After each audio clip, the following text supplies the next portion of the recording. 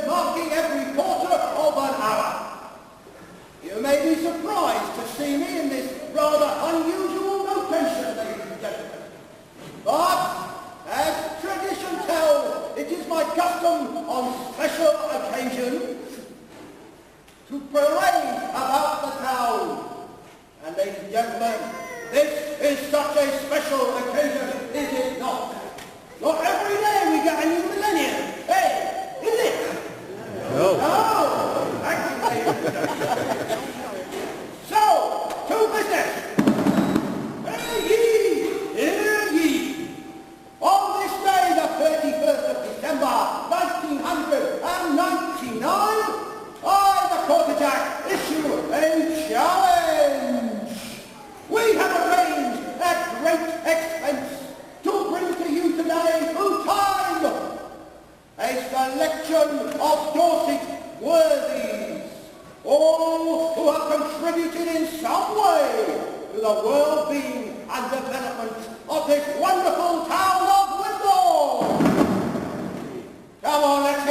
applause for Wimbledon!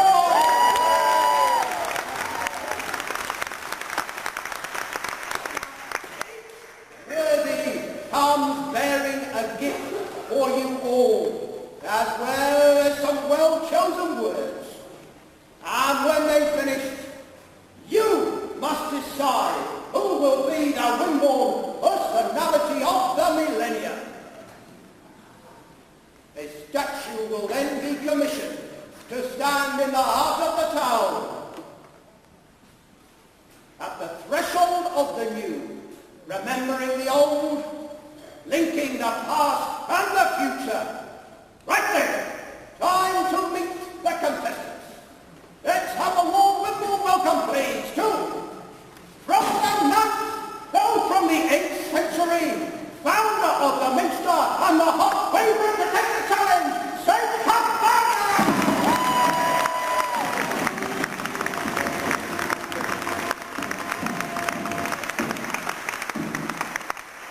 Next, from the 13th century, the wise woman of Cowgrove, Alicia Painter and her family!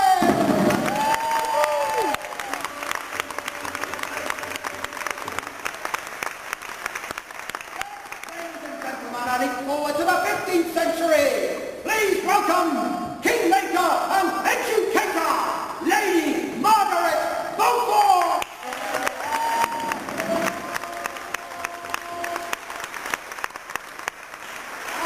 From the 18th century, whose tomb is down there on the right, ladies and gentlemen. Well-known entrepreneur and some say smugglers, Mr. Isaac Gulliver, his wife Elizabeth, and their horse Dobbin.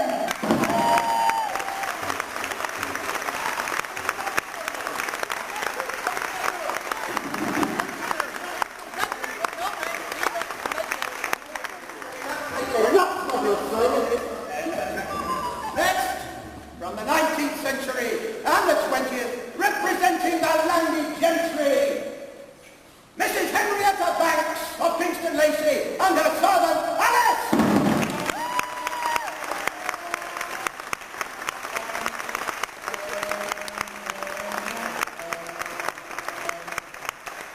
Finally, ladies and gentlemen, we have an outsider, but erstwhile temporary resident of Wimborne in the Avenue, to be precise. Yes, ladies and gentlemen, it's the Wessex poet himself, Mr. Thomas Hardy!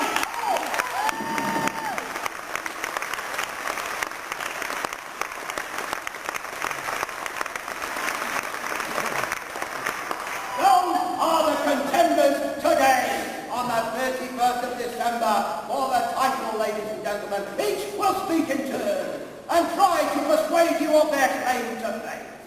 But first, we need a chief arbiter from our audience, a principal judge.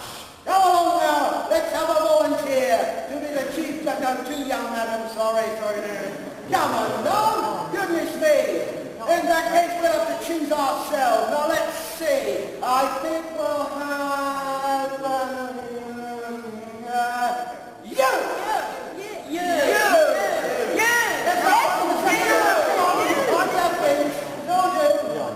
Yes!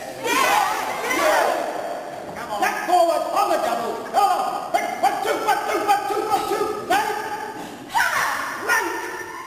Student teacher! Perfect. Teacher. Absolutely fine. Now, I suppose you need your judging scoring sheet. And you know lots about Wimborne, do you? Not a lot. Right, you'll know more in a minute. Take those sheets and take your position. Now then, you, Hannah of Wimborne, must decide who will speak first by looking at the selection of gifts on the table. Hold your gifts aloft, please. Come on. Get going. Oyster brandy. You have a choice. A book, a scroll, a Bible, some brandy. Brandy! Look! I think I'll choose this one. She has chosen the scroll, ladies and hold it aloft, Hannah of Wimborne. So I know we're here. The scroll belongs to Lady Margaret Beaufort. She will address you first, ladies and gentlemen. Lady Margaret.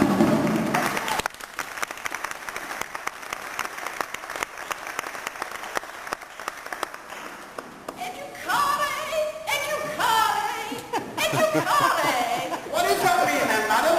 It means education, education, education. Heard that before. Right. Lady Margaret. Stand out the way, children. My memory is not what it was. What greater gift can one give than that of knowledge? And I have bestowed the gift of learning to many over the last 500 years. Unfortunately, this young man doesn't seem to have taken advantage of it. I was born in Kingston Lacey and had but one child, a son, born to me when I was 14 and already a widow. I imagined that my legacy would be that of the dynasty of my flesh, the House of Tudor. But it was not to be. My true legacy began with the chantry I founded in memory of my beloved parents, John and Margaret Beaufort, Duke and Duchess of Somerset, now at peace in the Great Minster.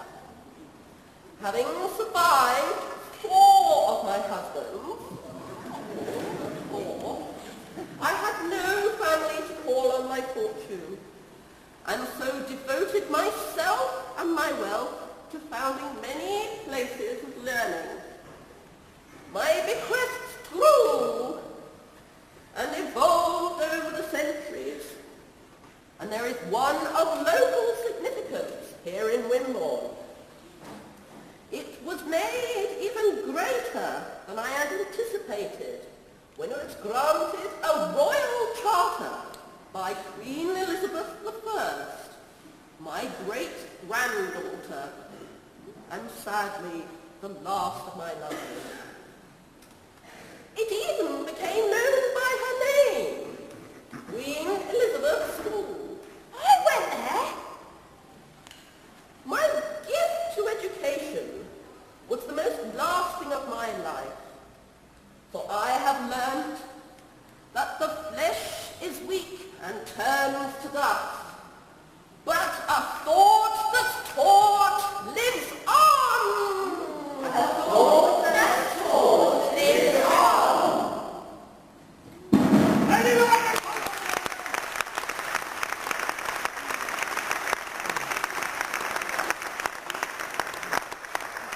Well, Hannah, have you scored? I haven't scored yet, no, but in New Year music night, you never know. Oh, sorry. There was never any teacher like that when I was at QE. But actually, I do remember the celebrations a couple of years ago.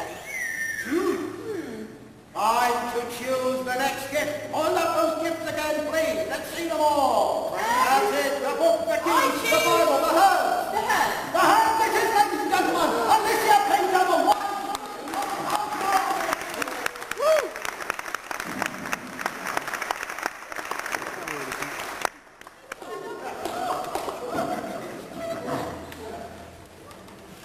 Well, a piece of vellum's a fine thing to touch and to grip, so I think so. But what's the use of books for those of us who don't read? All the rhymes, spells, potions that I've learned over the years came from the mouths of wise folk and passed on with no need for writing down. And that's how I taught my own sweet children, so they would have the knowledge. Doing my charms and cures was a way of making a living of sorts for myself and my children. But because we lived poorly, with lots of herbs around and a muddle of jars and gourds, people did point and whisper. Because we were different. They started making up things about me which weren't true.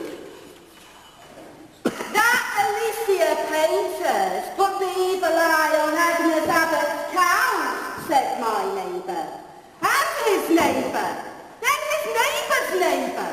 Then half the village was talking about how I put the evil eye on Agnes Abbott's cows. But I knew, and my children knew, that the poor beasts had pox. So, I was taken to the moot court at Cowgrove and sentenced. Birds! Before my very own children, who raised these at night against their lovers' unjust death. No! And so, I hope you all today have learned about the goodness that nature can offer you, and that you all understand about the healing qualities of herbs. And if you don't, my wish to you, and my hope for the future for you, is that you will all grow some herbs in your garden, or on your doorstep, and learn the healing qualities it can give you. Come, children, I have done. Alicia Painter!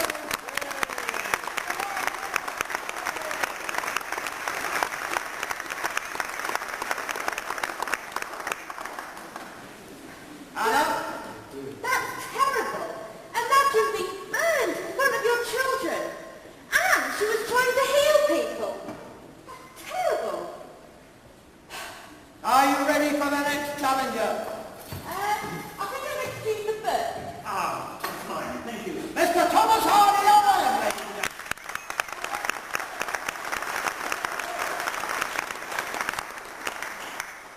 Now, you've heard this wise woman's tale of herbs and potions and magic. Well, I bring you a very different kind of magic.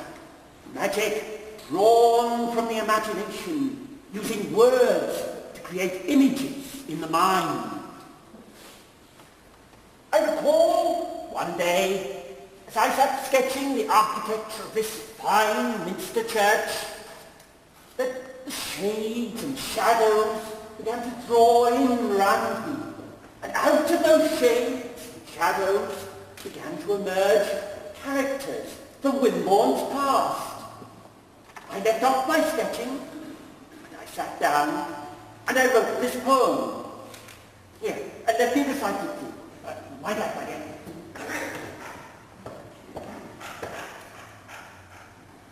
How smart the quarters of the hour march by, but the jacket clock never forgets. Ding dong, and before I had traced the cusp's eye, I got the twist of the ogee over. A double ding dong ricochet. Just so did he clang here before I came, and so will he clang when I'm gone through the Minster's cavernous hollows. The same tale of ours, never more to be, will he deliver to speechless midnight and dawn. I've grown to conceive it a call to ghosts, whose mould lies below and around. Yes, the next come. You all come out from their posts, and they gather. One shade appears, and another. The eve down, creeps from the ground.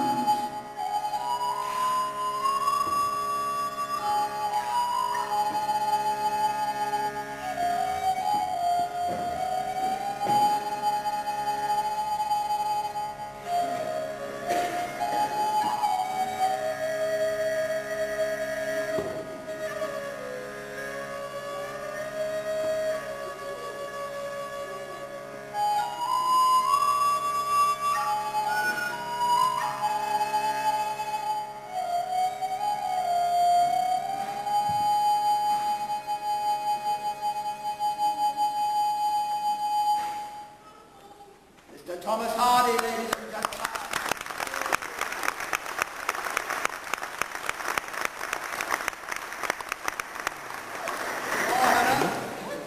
I expect they're all dead Thursday after all that dance. And all those ghosts and shades. I got a right shiver down my spine after that.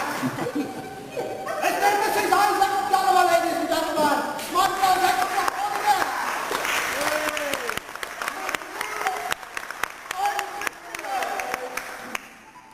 Oh, I said, this is a nice table. Lovely chair.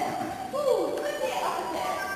Oh, I remember that time in our younger days when I had lemonade on the table. Oh, you don't want to be talking like that, Elizabeth. We're fine, respectable people now. I said to Elizabeth, got a bird. You don't want to be talking like I that. said that is not what I was talking about. I was remembering that time when that enthusiastic young customs officer, Abraham White, came so close So close to what? to finally catching you. I have to give that young gobblue credit. He never gave up easily, but we outsmarted him at every turn. Now, here's a tale that will demonstrate for you good people of Wimborne what cunning wit and daring can achieve. It was a particularly cold night, but the sky was clear and studded with stars. Isaac had been out for some time, waiting for his lugger, the dolphin, to drop anchor off Braxton Chine.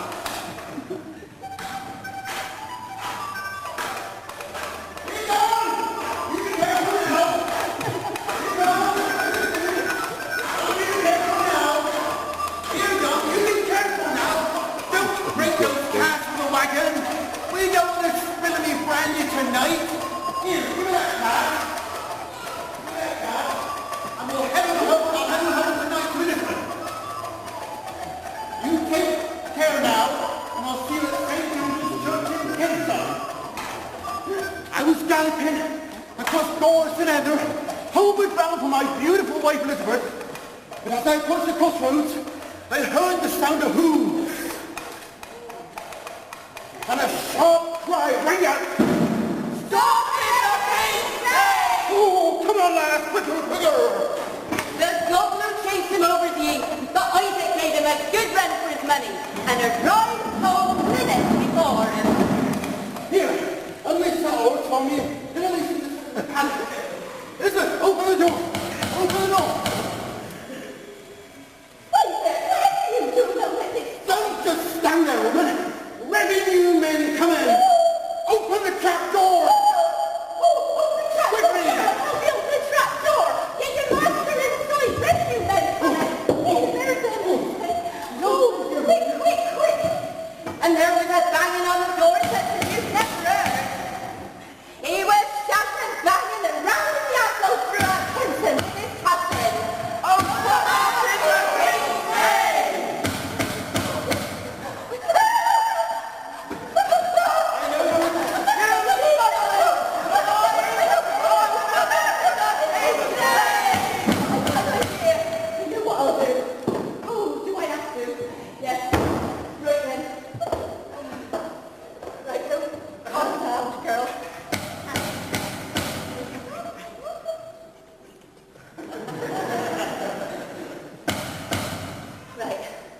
Open the door and let him in.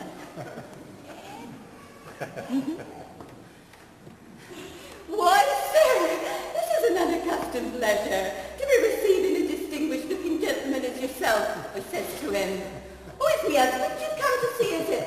Well, I'm afraid he's not here. No, it's no good you asking me if he can wait, for I know his business will detain him until the morrow. Then he says to me, he wants to search my house! Search my house? Why, sir, you do not presume that I am some slip of a girl that will let you in without a warrant from the magistrate. Now, sir, be off with you.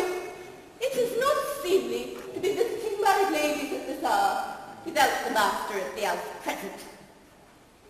And he went off.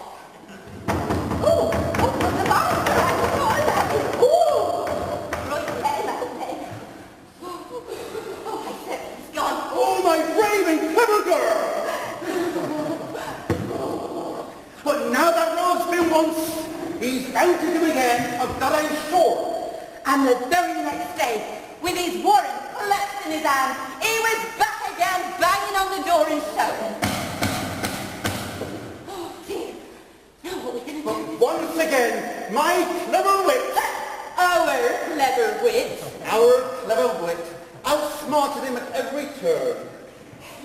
I've got an idea, Isaac. Come and lay on this table. Lay on the table? Oh, not in this lovely minstrel place. Isaac, just shut up for a while and do as I say. Lay on this Very well, table. Lay on this table. Right. Pass me that wig powder. Wig powder? Wait, let down. Right. Are you ready?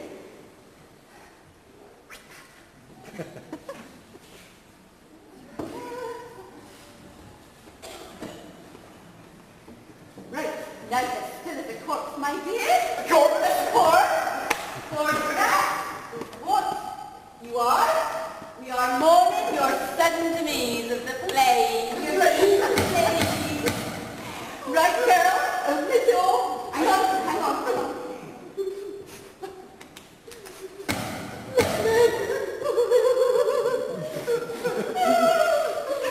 Why, sir?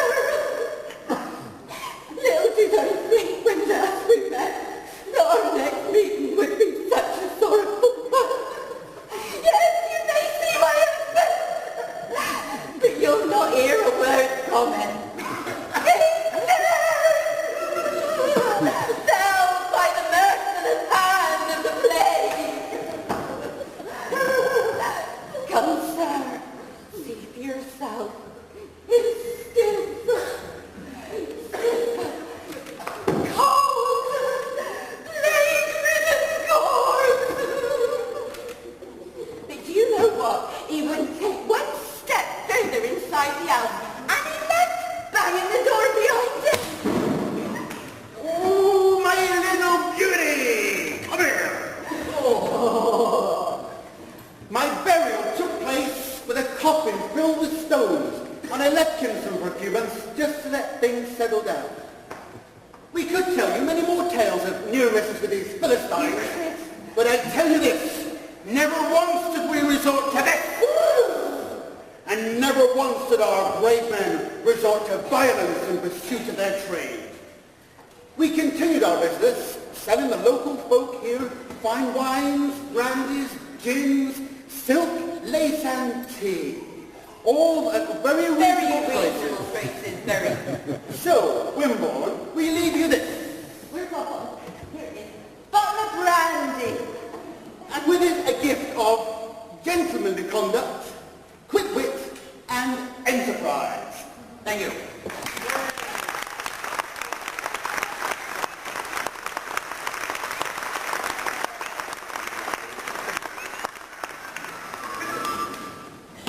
Oh, Hannah, what do you say? Well, that certainly was a very amusing story. Now then. He's making our next choice, ladies and gentlemen. The keys! Who do these belong to? The keys. Can't help. The keys are mine. This is Henrietta Mancock, Kingston Lacey,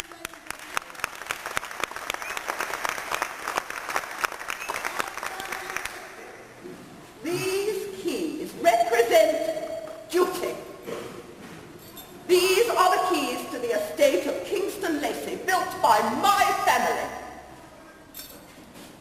These keys represent employment given to the town, stability and prosperity through the years. Sometimes it was a struggle, but I have never shirked my duty.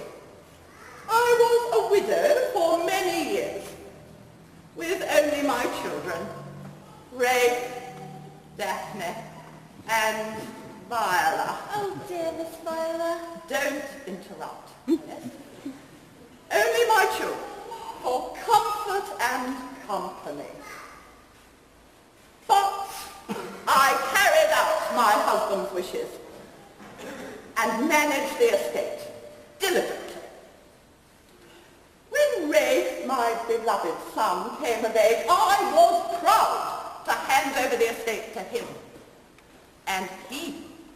gave you the finest gift of all, the land, for you all to enjoy.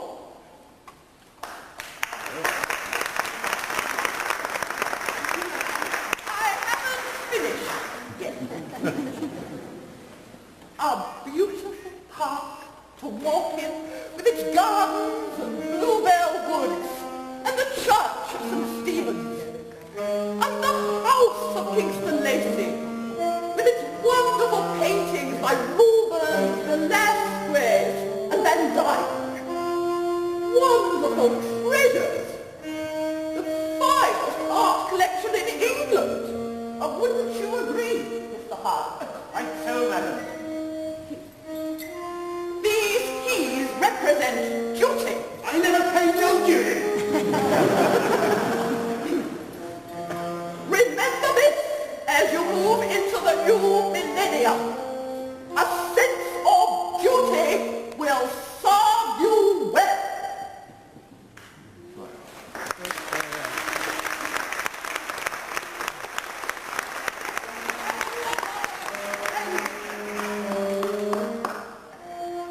Come on. Hang on a minute. Stop. We haven't heard your story. No. It's just a servant, Hannah. But she's got to have a story to tell. Yeah. Everyone's got a story to tell. Tell us your story. Come on, girl. I entered the service to the Banks family who resided at Kingston Lacy as a nursery maid to their dear young ladies, Miss Daphne and Miss Viola. I confess, I wasn't particularly fond of Miss Viola. In fact, I even gave her a pet name. I used to call her Sissy. Oh, please don't think me impersonal, but I do believe that Miss Viola was fond of me too, because on my birthday, which was just a normal day to everyone else, she gave me this. Oh, that's lovely. And that's what it is, Hannah. It's a little trinket box. I never had much time to look at it though, because being a nursery maid is very hard work. My favourite part of the day was just before I had to put the little ones to bed. I used to love brushing Miss Viola's hair. She always cursed it for being so wiry, but to me, it's the most beautiful hair in the world. A massive chestnut brown cascading down her back with golden curly ends.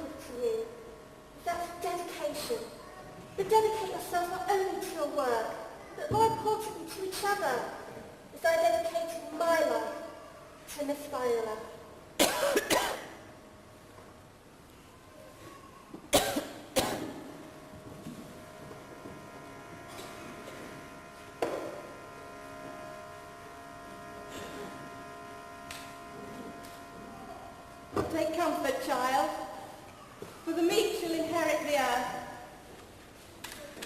I am Cuthbertson, founder of this Minster Church.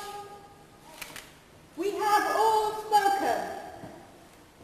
Mr. Hardy, of his love for this town, revealed through poetry. Mistress Alicia, of her healing herbs. The enterprising Gallagher, Elizabeth, and her husband Isaac, who ended his days as church warden of this minster. True indeed. And Mrs. Banks, and the servant girl Alice, both intent on duty and on dedication to their different callings. Lady Margaret shares with me a love of education and of learning. From this place, the greatly overwintered Frankish lands, to spread the word of God. These many different people, and countless others, throughout all generations, have made this town the special place it is. For we are all important, those that have come before, and those of you who will come after. This has been a holy site for more than 1,000 years. May it please God to keep it so for many years to come. This is my gift to you. May he grant us peace, donna nobis pacem, donna nobis pacem. Amen.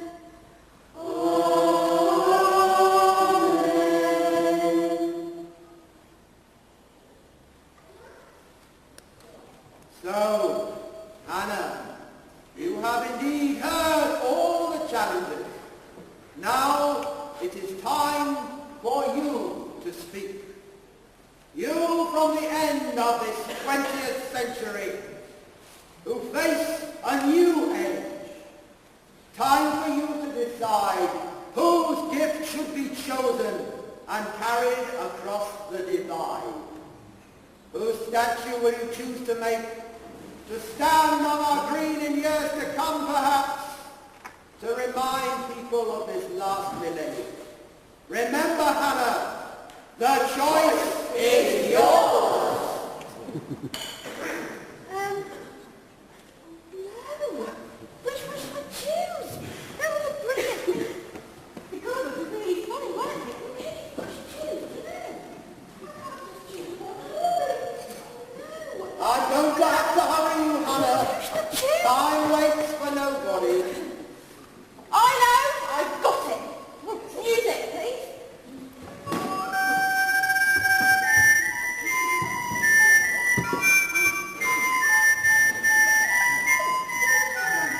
Hannah appears to be making the statue, ladies and gentlemen, already.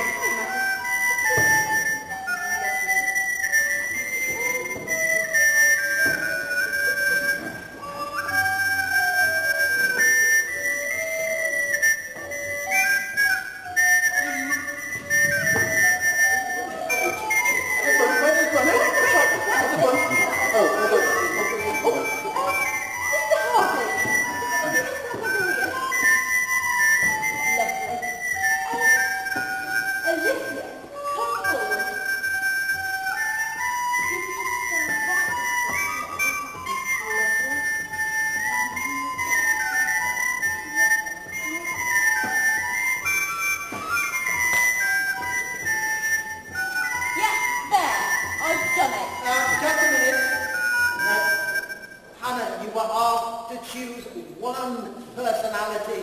They can't all be winners, can they? Well, I couldn't just choose one. They were all important in their own way. Each of them are different.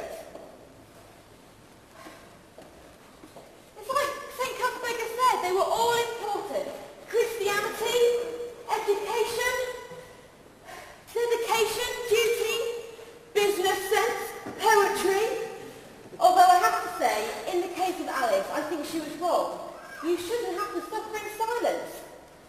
Just think of all the wars that have been fought this century, all in the name of duty. It's important to take on board all of these traditional values, but at the same time, we have to add new ideas. The past and the present shouldn't be separate. They've got to go hand in hand.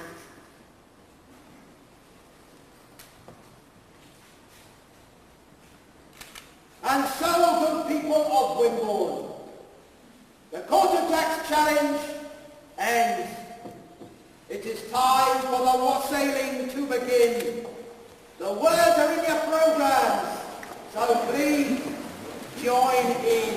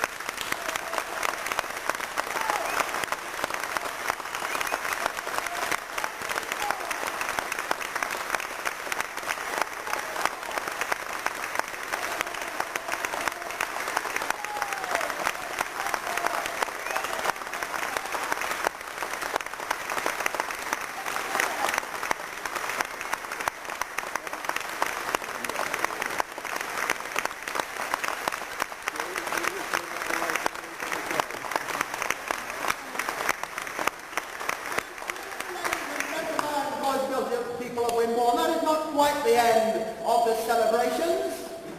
Needless to say, you are humbly requested shortly, if it is still fair, despite of all dire predictions, to join us in a circle dance on the Minster Green, where we will honour our ancestors who trod this path before us and remember them.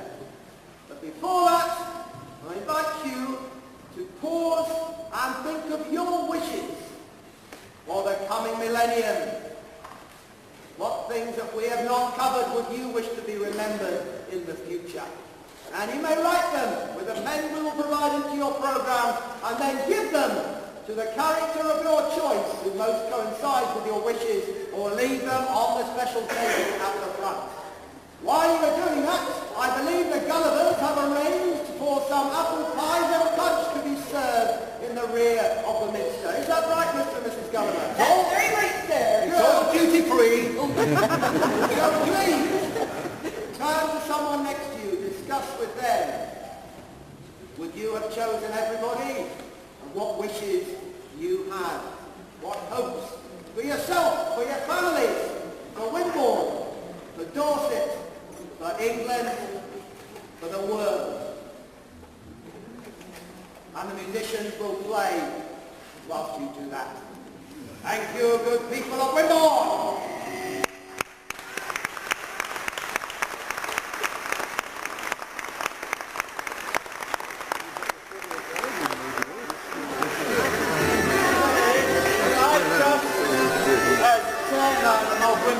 As Chairman of Wimborne 2000, can I just say a very big thank you to all the cast Absolutely wonderful show to set the day off today. Now, there's a whole lot more in the programmes which are available, but thank you, Tony, thank you to the team for putting on absolutely splendid. Now, don't forget to put your votes on that piece of paper. Thank you all very, very much indeed.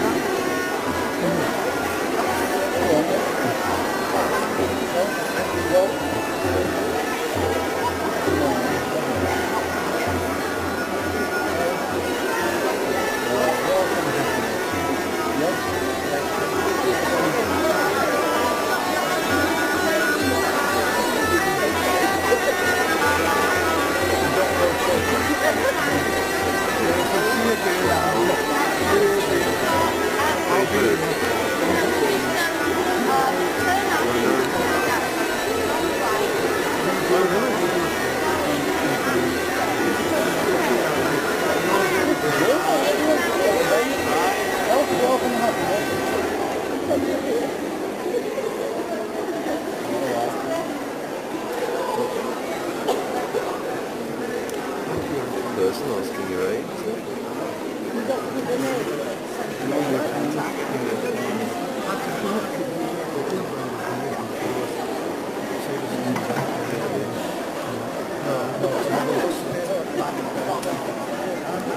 Brilliant.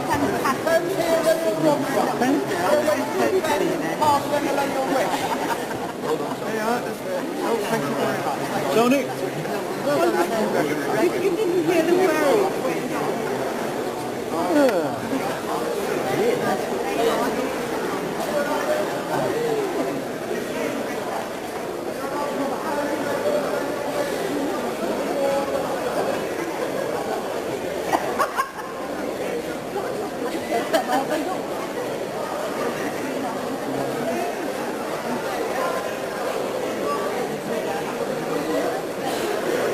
Go to bed now then.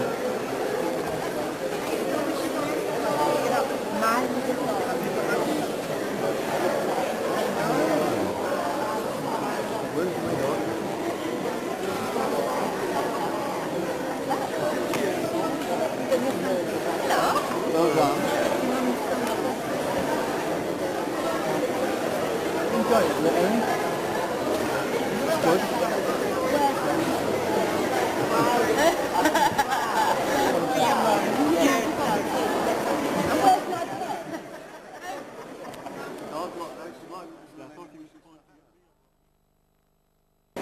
Wonderful, thank you, sir. Thank you very much.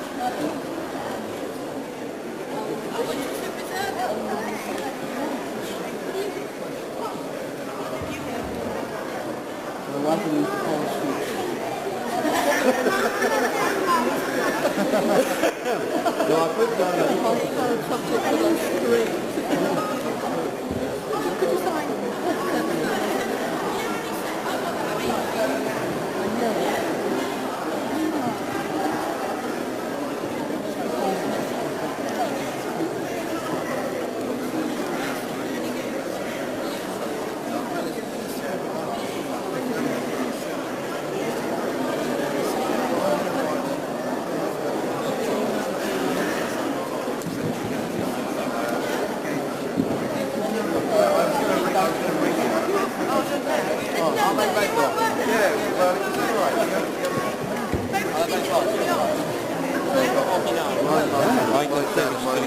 We're both in bed at the moment, full of flu, so you know. Oh no! Oh God, Marion,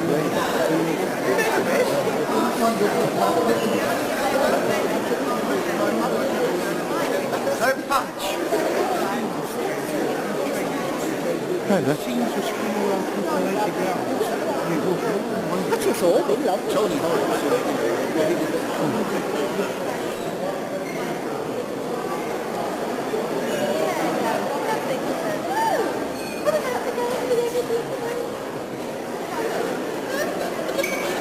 go see these guys.